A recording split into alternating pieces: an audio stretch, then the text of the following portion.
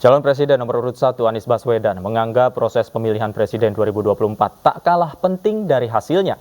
Menyinggung kecurangan yang terjadi, pasangan Amin menegaskan kepemimpinan yang lahir dari proses politik menyimpang dan curang akan menghasilkan kebijakan yang tidak adil.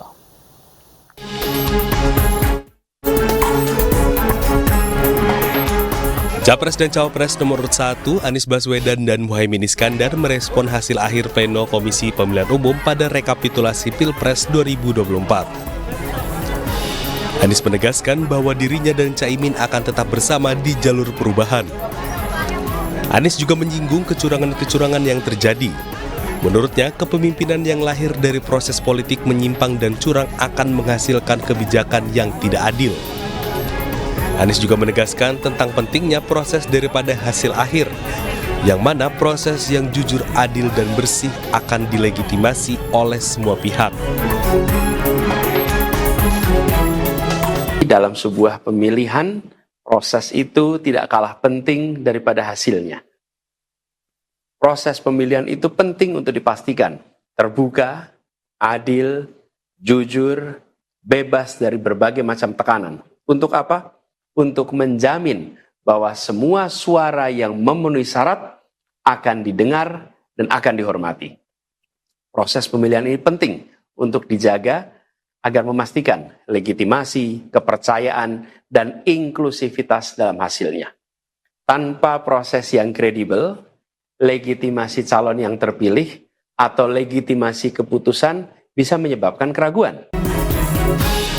Sementara itu, Caimin menilai penyelenggaraan Pilpres 2024 diwarnai banyak temuan kecurangan dan ketidaknormalan. Sepanjang perjalanan Pilpres kali ini, sejak awal kita semua telah melihat dan menemukan begitu banyak ketidaknormalan, kekurangan dan pembiaran terhadap proses yang tidak wajar, yang tidak pernah terjadi sebelumnya dalam sejarah bangsa ini. Sudah menjadi rahasia umum, berbagai kekurangan ini telah kita temui sejak jauh sebelum pencoblosan. Mulai dari rekayasa regulasi sampai ke intervensi alat negara. Dan semua ini telah menjadi catatan media serta jadi catatan publik. Berdasarkan rekapitulasi suara, KPU telah menetapkan Capres-Cawapres nomor urut 2 Prabowo Subianto dan Gibran Rakabuming Raka sebagai Presiden dan Wakil Presiden terpilih. Keduanya mendapatkan persentase 58,58% atau setara 96,2 juta suara. Sementara Anies Muhaimin memperoleh persentase 24,9% atau 40,9 juta suara. Tim Liputan iNews melaporkan.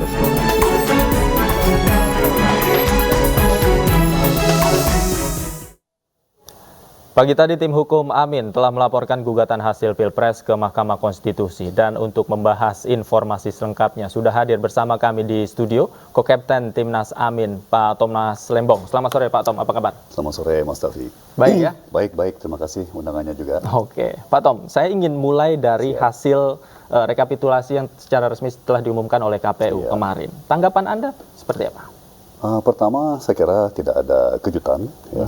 Karena angka-angka ini sudah beredar cukup lama ya. Tapi dari sisi tim kampanye dan relawan Anies Muhaimin, kami sangat tenang, ya, penuh rasa damai. Tentunya prihatin atas kondisi demokrasi kita saat ini, ya, tapi lebih bangga ya. Karena kita sudah menunaikan proses kampanye dengan sangat baik, ya, dengan sangat terhormat, dan cukup banyak pencapaian dari Timnas Amin, ya, istilahnya, dan kami tidak merasa kalah, ya. Kami merasa menang, ya, tapi disabotase, ya. Jadi ada perbedaan yang cukup besar antara kalah dengan menang tapi disabotase. Indikasi sabotasenya yang Anda lihat seperti apa? Saya kira kita hormati proses nanti ya, karena tentunya nanti di saat persidangan di MK akan ada saksi maupun bukti maupun tanya jawab yang terbuka untuk publik ya. Tapi saya kira tidak perlu saya sebut satu persatu yang sudah beredar di masyarakat secara luas ya. Tapi ya seperti sudah disampaikan oleh Pak Anies dan Pak Muhaimin, ini kita mengalami hal-hal yang belum pernah kita alami ya sepanjang sejarah pemilu di Indonesia ya. Dan ya kita hadapi dengan tenang dan damai tentunya, tapi biar masyarakat menilai ya kan, dan saya pribadi yakin masyarakat akan semakin melihat konsekuensi langsung ya daripada proses demokrasi yang cacat gitu ya kepada kondisi hidup kita masing-masing di lapangan. Oke. Kemarin juga Gus Muhaimin mengatakan melihat ketidaknormalan dalam proses pemilu ini. Nah, ada juga Sirekap jadi sorotan oleh publik kemarin, kemudian proses rekapitulasi yang sempat dihentikan disorot dari publik. Nah, kalau tim internal dari Timnas Amin sendiri sebenarnya memiliki hitungan sendiri terhadap hasil pemilu. Seperti apa? Ada hitungan-hitungan ya. Dan maka dari itu sebetulnya konsep bahwa MK itu bukan mahkamah kalkulator ya, bahwa ini bukan hanya masalah hitung-hitungan ya kan. Saya kira analogi yang pernah dikasih Pak Anies ya, misalnya sepak bola gajah ya kan, kalau tiba-tiba ada gajah yang masuk ke lapangan ya kan, udah tidak relevan apa skornya ya kan. Jadi itulah makna daripada pentingnya proses, bukan hanya hasil ya. Dan sekali lagi mungkin bangsa kita, negara kita lagi diuji ya, kita lagi melalui sebuah ujian ya, dan kita lihat nanti bagaimana hasilnya ya. Oke, selain bukti juga yang sudah pastinya sudah dikantongi, juga akan ada saksi yang dihadirkan nanti dari siapa saja bocoran? Wah, itu bukan bidang saya ya, karena saya bukan bagian dari tim hukum. Saya tadi pagi mendampingi tim hukum hanya untuk memberikan moral support ya, memberikan dukungan moral sebagai co-captain bersama kapten kami Pak Syaugi. Tapi ya pasti akan lumayan seru nanti di persidangan MK beberapa hari dari sekarang. Oke, Pak Tom, yang menarik adalah sebelumnya Pak Sudirman Said sempat mengatakan bahwa sekarang yang bekerja keras dari Timnas Amin adalah tim hukum dan juga tim IT. Apakah kemudian struktural Timnas Amin tidak aktif atau seperti apa bagian job desk yang dilakukan di sana? Saya kira semua elemen Timnas Amin masih sangat-sangat aktif ya. Masing-masing co-captain punya jaringan sendiri-sendiri. Apakah ke komunitas buruh, aktivis buruh, apakah ke organisasi seperti Muhammadiyah atau MUI atau ke pemuda ya kan, dan semua elemen Timnas masih sangat giat untuk terus menyemangati konstituen ya, pemilih, pendukung maupun simpatisan, dan terus berkomunikasi menyebarkan update ya mengenai pemikiran terkini di benaknya Pak Anies, Pak Muhaimin. Pak Tom, saya penasaran, walaupun angka-angka resmi sudah ditetapkan oleh KPU, nah sebenarnya pasti Timnas Amin, tim internal punya kalkulasi terhadap hasil pemilu sendiri. Kira-kira apakah hasil hitungan Timnas Amin internal ini bisa 2 putaran atau seperti apa hasilnya? Nah, ini nanti coba kita lihat maaf dalam persidangan di MK ya. Karena cukup banyak kejanggalan bahkan dari segi ilmu statistik yang mendasar ya. Jadi ada beberapa lompatan angka atau perkembangan angka yang secara statistik itu hampir nggak mungkin ya. Jadi ditemukan itu ya, fakta itu nanti kita lihat ya. Ditemukannya dalam proses apa? Apakah ketika data sudah masuk ke sistem Sirekap milik KPU ataukah di lapangan itu juga ditemukan oleh tim internal? Nanti kita lihat ya, hal-hal yang sebetulnya kalau kita lihat pakai akal sehat saja, ya pakai logika itu tidak masuk akal gitu ya. Dan ya cukup banyak sih contoh-contoh di mana kita lihat sesuatu gitu ya lah ini nggak masuk akal, ya kan? Masa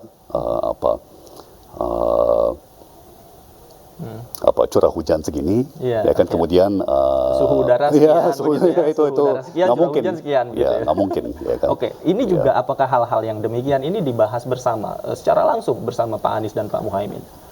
Apa tanggapan beliau ketika hal-hal ini juga dibahas? Begini, sangat penting untuk Pak Anies dan Pak Muhaimin ya, mengedepankan dan mengutamakan bangsa dan negara. Ya, jadi yang sangat penting ya, kita selalu jaga ya, tidak pernah termotivasi atau terbawa oleh emosi. Ya, jadi demokrasi kita terlalu penting dan negara kita terlalu penting ya untuk disandera oleh emosi ya atau perasaan sesaat gitu ya. Jadi kita selalu mencoba melihatnya dengan perspektif jangka menengah, jangka panjang, ya kan. Dan sebagai contoh kan Pak Anies sering bilang tidak usah terlalu khawatir apa yang diberitakan di media atau media sosial hari ini. Ya, mari kita khawatir apa yang akan dicatat oleh sejarawan di buku sejarah mengenai kita. Ya, 10 tahun dari sekarang, 20 tahun dari sekarang ya. Itu yang lebih serem sih. Ya, jadi kita selalu berorientasi berkiblat kepada itu. Oke, ini juga menarik tentang apa yang diwariskan gitu ya, legacy kepada masyarakat. Bagaimana kemudian Pak Tom melihat atau memberikan pemahaman kepada masyarakat. Mungkin masyarakat melihat ada kecurangan, tapi mungkin masyarakat tidak tahu di mana letaknya, di mana letak anomali itu. Bagaimana Anda melihat ini dan menjelaskan pada masyarakat? Yang juga menarik, Mas Tafi ya, masyarakat akan melihat kaitan langsung antara sehat tidaknya demokrasi kita dengan sehat tidaknya ekonomi kita. Oke. Ya, jadi seperti yang disampaikan di dalam video yang diputar tadi ya oleh Pak Anies, proses yang tidak baik juga akan melahirkan sebuah rejim atau sebuah pemerintahan yang kebijakannya juga hampir pasti akan tidak baik. Ya, dan itu punya konsekuensi langsung kepada kondisi hidup, ya, yang sudah kita lihat di harga kebutuhan pokok, ya kan, yang kita sudah lihat di merosotnya daya beli masyarakat, ya, dan masih banyak masalah lagi. Ya. Kalau kita lihat di berbagai negara ya, termasuk di kawasan, di ASEAN, praktis boleh dibilang perubahan itu tidak bisa dihindari, hanya bisa ditunda, ya. Dan semakin lama perubahan itu ditunda, itu nanti konsekuensinya lebih dalam, ya, dan perubahan yang akan harus dilaksanakan itu lebih besar, ya, karena terlalu lama ditunda, ya, tidak dicicil dari awal ya. Jadi